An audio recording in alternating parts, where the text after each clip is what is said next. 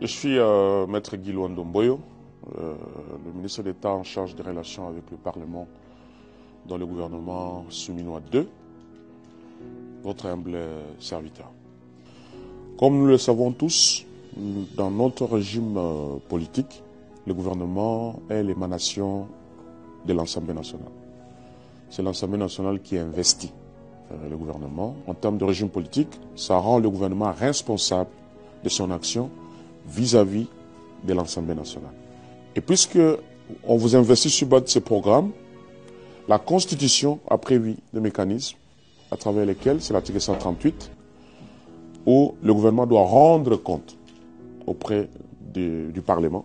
Vous savez, notre Parlement, il est bicaméral, quoiqu'il a été investi par l'Assemblée nationale, mais il y a d'une part la Chambre haute, qu'on appelle le Sénat, vous avez la Chambre basse, qui est l'Assemblée nationale. Et donc, tout au long du mandat, le gouvernement doit à chaque fois, s'il le faut, faire l'objet de mécanismes de contrôle à travers les questions orales, les questions écrites, c'est l'article 138. Alors, il faut qu'il y ait un interlocuteur. Vous savez, dans notre pays, il y a le principe de la séparation de pouvoir. Vous avez le pouvoir exécutif, le pouvoir législatif, le pouvoir judiciaire. Dans le cadre du dialogue interinstitutionnel, il faut qu'il y ait un point focal au sein du gouvernement par qui le Parlement, comme institution, doit passer pour s'adresser au gouvernement en termes de mécanismes de collaboration. Et c'est le rôle qui est appelé à jouer le ministre de Relations avec le Parlement, comme le mot le dit, relations avec le Parlement. Pas seulement au niveau national, mais également au niveau provincial, au niveau local, à tous les échelons de gouvernance. Essentiellement, accompagner les membres du gouvernement dans le cadre des initiatives législatives, parce que les initiatives qui viennent du gouvernement, on appelle ça projet de loi. Et les initiatives qui viennent du Parlement, ça s'appelle proposition de loi. Peu importe l'initiative, cela doit être entouré. C'est le gouvernement qui s'en occupe. Et le ministère qui est en charge de ça, c'est le ministère des Relations avec le Parlement. Tout commence lorsqu'on va aux élections. Le président fait un certain nombre de promesses. Si vous me votez, je vais faire A, B, C, D. De ces promesses, le chef de l'État l'a rappelé lors de son investiture le 20 janvier 2024. Il a décliné ça en termes de priorité. Il y en a 6. Le gouvernement coule ça sous forme d'un programme. Et ce programme doit être coulé en son tour sous forme de loi de finances pour des exercices budgétaires. Et c'est dans cette loi de finances où vous allez trouver ce que le gouvernement va faire au profit des Congolais dans l'année 2026. Est-ce qu'il y aura de nouvelles écoles? Est-ce qu'on va réhabiliter des universités? Qu'est-ce qui va être injecté pour la recherche scientifique? Qu'est-ce qui va être fait dans le domaine d'accès à l'eau? Comment améliorer la desserte en électricité? Tout ça, c'est contenu dans un document qu'on appelle la loi des finances, où vous avez d'une part les dépenses et d'autre part vous avez les recettes. La subdivision gouvernementale, c'est l'ensemble de problèmes des Congolais qu'il faut régler et qu'on confie ce travail à un serviteur de la nation qu'on appelle ministre. Et nous tous, nous sommes coiffés par la coordonnatrice qui est Madame la Première ministre. Et donc, pour rendre visible, évidemment, il ne faut pas confondre avec le travail du ministre de la Communication et Médias, qui est le porte-parole du gouvernement, qui est le porte-étendard. Nous avons en charge d'assurer le pont, le lien entre le gouvernement et le Parlement. Permettre qu'il y ait la fluidité d'informations, permettre que ce qui est produit par le Parlement arrive bel et bien, parce qu'on suppose que le Parlement représente d'une part le peuple et d'autre part les provinces. Donc tous ces problèmes qui sont posés là-bas puissent y arriver. Les lois que le Parlement vote, il faut les vulgariser. Parce que l'article 142 de la Constitution donne ce pouvoir au gouvernement d'assurer la diffusion des textes de loi. Ça veut dire que lorsque le journal officiel publie un texte de loi, le gouvernement doit assurer la diffusion et, attention, le Constitution dit dans toutes les langues nationales. Ça veut dire que les lois doivent être traduites en Kikongo, en Swahili, en Chiluba et en Lingala. Il y a tellement beaucoup de travail à faire par ce ministère qui, aujourd'hui, le chef de l'État, à travers Madame la Première ministre, a hissé ça au rang du ministère d'État. C'est pour montrer l'importance dans l'ordonnance actuelle. Il est dit que le ministère des Relations avec le Parlement peut également s'occuper d'autres missions qui peuvent lui confier le gouvernement. Donc c'est un ministère hautement stratégique, c'est un ministère de souveraineté, c'est un ministère de la haute politique gouvernementale que nous avons ce privilège d'assurer.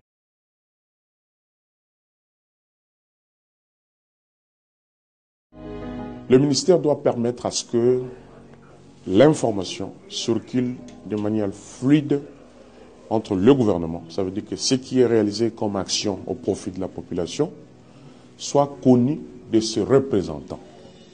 Ça, c'est très important.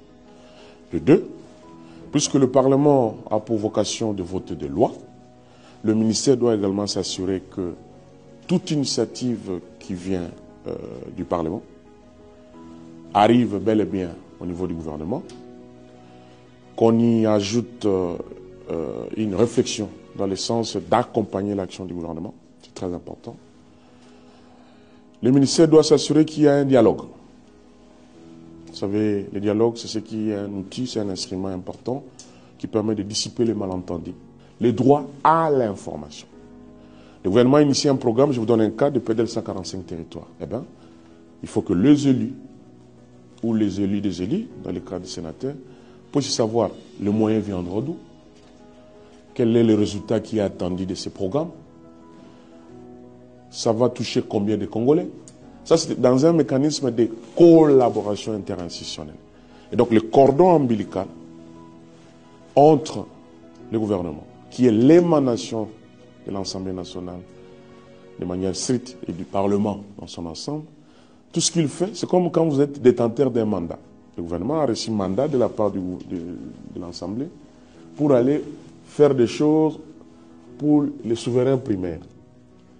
Le ministère des Relations avec le Parlement doit assurer cet équilibre dans les dialogues permanents.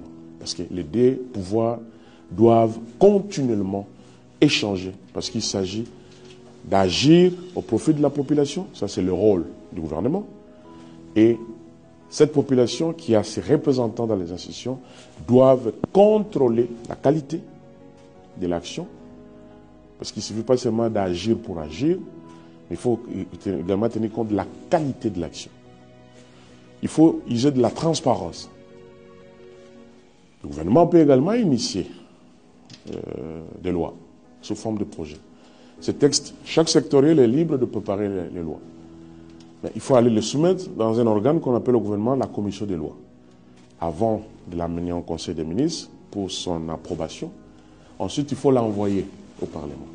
Mais puisque le travail naturel du Parlement, c'est de voter des lois, lorsque le gouvernement prend cette initiative, le ministère des Relations avec le Parlement vient aux côtés du collègue qui est l'auteur de ce projet pour permettre à mieux rédiger. Parce que nous avons la technicité nécessaire en matière de la légistique, c'est-à-dire en matière de la rédaction des textes. Un texte de loi ne se rédige pas n'importe comment. Il y a un style approprié, il y a un langage approprié. Et donc nous devons l'accompagner. Si on l'appelle, les collègues, il est appelé à répondre d'une invitation au niveau du Parlement. C'est comme là, vous savez que le 15 septembre, au plus tard le 15, il faut aller déposer la loi de finances 2026. Donc le ministère des Relations avec le Parlement doit être là pour accompagner cette initiative. Donc on a un rôle important à jouer pour les équilibres. La problématique des tensions au niveau des provinces, l'instabilité institutionnelle entre les députés provinciaux et le gouverneur, aspirer la paix. En fait, le ministère, moi j'aime bien dire que le ministère des Relations avec le Parlement, c'est le ministère de la bonne humeur, pour que les gens collaborent. Vous savez, même à la maison, quand il n'y a plus de dialogue, quand les gens n'échangent plus, eh bien, ça va exploser. Nous devons assurer ce dialogue permanent. Droit à l'information de ce qui s'est fait, droit au contrôle, droit à l'amélioration des conditions de la population. Parce que c'est tout ce que le parlementaire recherche, que le gouvernement agisse pour le bien du peuple congolais. Nous sommes appelés également à contrôler les édits. Les édits, c'est les lois qui sont votées au niveau de l'Assemblée provinciale. Avant de les rendre publiques, avant de les rendre opposables aux tiers, c'est le ministère des Relations avec le Parlement qui doit vérifier la véracité, la légalité de ces édits lorsqu'ils sont votés par les assemblées provinciales. Je participe aussi avec les deux chambres lorsqu'ils élaborent leur calendrier de session. Vous savez, chaque session, on détermine les matières qui vont être traitées. Ça passe par la conférence des présidents. Ensuite, le bureau s'est réuni pour programmer. Le ministère des Relations avec le Parlement, qui connaît bien les priorités du gouvernement, parce que l'article 125 de la Constitution donne le pouvoir au gouvernement que pour des matières qu'elle juge prioritaires, elle peut faire inscrire à l'ordre du jour du calendrier des sessions des chambres une question qu'elle juge, une question que le gouvernement juge être prioritaire. Et donc, je dois être, pendant qu'on élabore le calendrier, parce que je connais l'agenda prioritaire du gouvernement, et je peux déjà à ce stade proposer pour que ça soit inscrit. Ce baromètre d'appréciation, d'impact de ce que le gouvernement fait, qui est l'émanation de l'Assemblée nationale, qui est une équipe de serviteurs de la République, conformément à la vision tracée par son Excellence, M. le Président de la République, il faut quand même qu'on pose la question à ces derniers, qui est représenté non seulement dans les institutions politiques, mais également par la société civile. Vous savez qu'il y a la société civile, il y a une sorte de groupe de pression dans le pays pour les rendre participatifs de ce que le gouvernement. Il n'y a rien à cacher, parce que nous travaillons pour la population, mais pourquoi on va cacher l'information à la population? Les tensions sociales viennent lorsque la population n'a pas droit à l'information en termes de planification, parce que lorsque on gère, on se dit on va faire ça dans 1 mois, dans 2 mois, dans 3 mois, dans une année. Il y a ce qu'on appelle la programmation pluriannuelle. Ça veut dire des actions qui ne peuvent pas se faire en une journée, parce qu'il faut respecter les passations de marchés publics, il faut respecter les mécanismes des appels d'offres, il faut mobiliser les moyens financiers. Mais, bref, peu importe le stade où se trouve un programme, peu importe le stade où se trouve une action à mener, la population. Nous allons nous battre, comme cela nous avait été instruit par le chef de l'État, par Madame la Première ministre, de rendre disponible l'information de ce que le gouvernement fait et de rendre disponibles les préoccupations de la population exprimées soit par elle-même, c'est pour cela que je vous ai parlé du cadre qu'on appelle, on va appeler ça la transparence, ou à travers ces édits dans les cadres des vacances parlementaires, pour que ce qu'il y a comme problème dans une circonscription électorale, dans une province, lorsque le gouvernement élabore la loi de finances, il faut qu'elle soit.